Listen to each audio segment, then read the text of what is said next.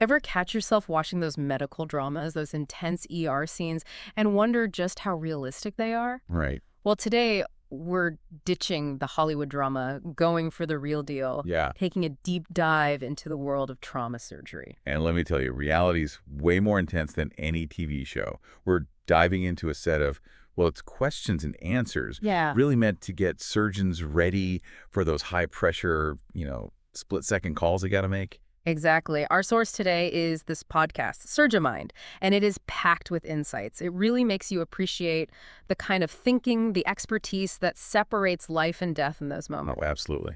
So where do we even begin? I mean, trauma surgery, that's a whole universe. When a patient's wheeled in, traumatic injury, the clock, it's like it starts ticking double time, Yeah. And SurgiMind, they really hit on this, those first few moments, everything. Makes sense, but with everything happening at once, how do teams even prioritize? It seems overwhelming, frankly. It is, you're right. Staying organized, that's key.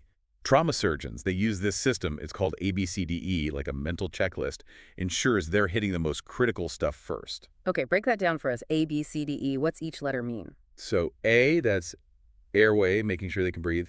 B, breathing, are the lungs working right. Then C, circulation, pulse, blood pressure, all that. So it's about those vital functions first, then D and E, that's where disability and exposure come in, right? You got it. Disability, that's a quick neurocheck conscious. Head injury signs. And exposure, yeah, sounds a bit rough, but it just means checking their whole body for any other injuries. So even in that chaos, ABCDE keeps them focused. Fascinating how something so simple can be so powerful in that setting. Totally. It shows you, in trauma, having a system, that can be the difference between, a good outcome and a bad one. And it's not just about having the system, right? Tech's got to play a huge role too, I'd imagine. You're spot on. SurgiMind, they talk about how tech is changing the game in trauma care. One of the big ones, ultrasound, especially something called a fast exam, using sound waves to get this sonic picture of what's going on inside. So instead of waiting for x-rays or scans, it's almost instant information. Exactly. And that speed, when you're dealing with internal bleeding, that can be everything.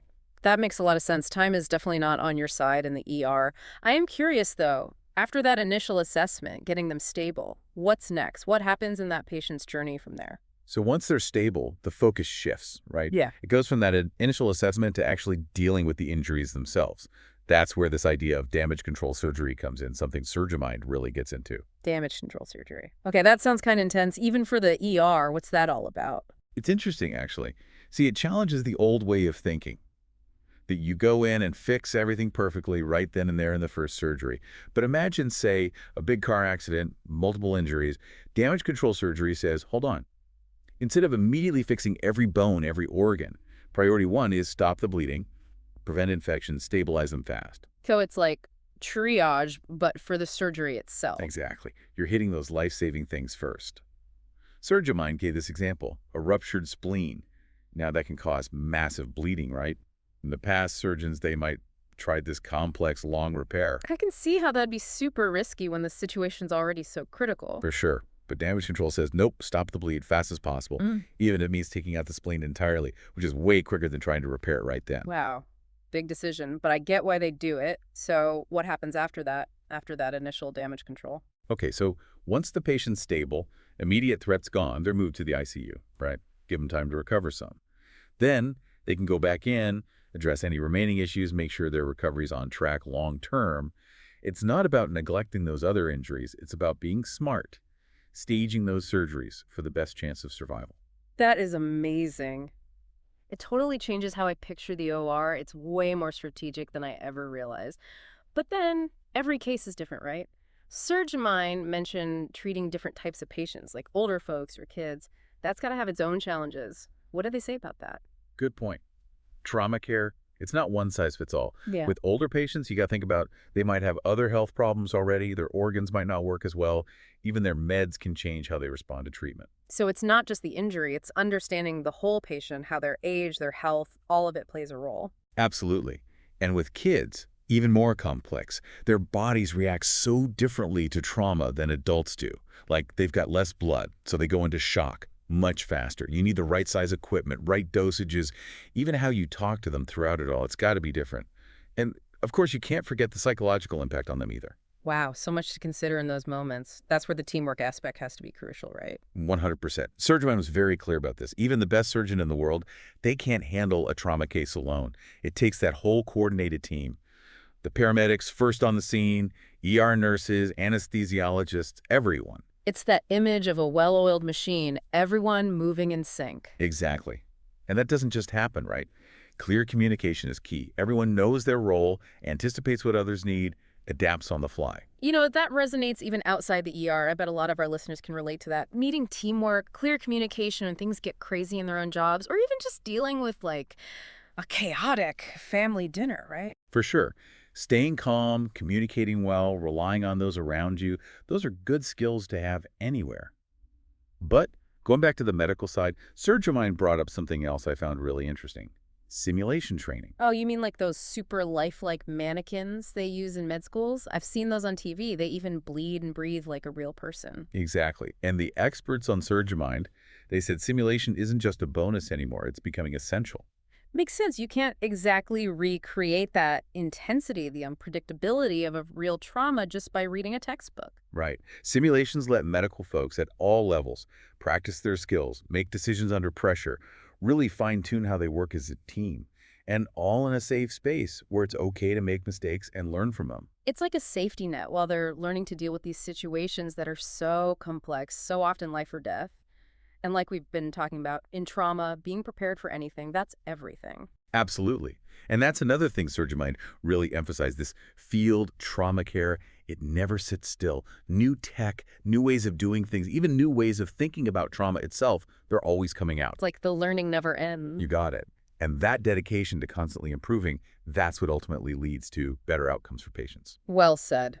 So we've covered a lot. That ABCDE approach, damage control surgery, how you treat different patients differently, how vital teamwork is, and how simulation is changing the game. Seems like trauma surgery needs more than just technical skill. You need to be adaptable, think fast, always be learning. It's this amazing mix of high tech and, good old-fashioned human ingenuity. Mm-hmm. And while we've covered a lot, it's really just a glimpse into this world, how complex it is, how much it's changing all the time. Totally. So as we head into the last part of our deep dive, I'm curious about the future of it all. What new technology is coming down the pipeline, and how might it transform how we approach trauma care? Well, SurgiMind pointed to some seriously futuristic stuff, things that almost sound like they're straight out of sci-fi, honestly. One that really stuck with me was this idea of augmented reality, right there in the OR. Augmented reality during surgery. Okay, walk me through that one. How would that even look? So picture this, a surgeon, they've got these special glasses on, Yeah, and it's yeah. overlaying crucial info right onto what they're seeing. Vital signs, maybe even a 3D model of the patient's insides built from their scans, or even real-time guidance during a really complex procedure. That is wild, like giving surgeons X-ray vision, basically. Anything else on the horizon, something to shave even more time off those crucial decisions. Oh, yeah. They talked about artificial intelligence, too, AI playing a bigger role, Yeah. especially this thing called predictive analytics. Predictive analytics. Okay, now that sounds really futuristic. So we're talking computers predicting complications before they even happen. That's the goal. It's all about analyzing huge amounts of data, right? Patient history, their vitals, even their genes. And these AI programs, they'd be looking for those tiny patterns, those red flags, things that even the best doctor might miss. Like, imagine an early warning system that pops up and says, hold on this patient, higher risk of this particular complication. Yeah. That they can get ahead of it. Wow, that's like, what is it, having a crystal ball in the OR? Except instead of telling the future, it's helping those trauma patients beat the odds. Sounds like the future of this whole field. It's going to be this wild mix of human skill and crazy advanced tech, huh? Exactly.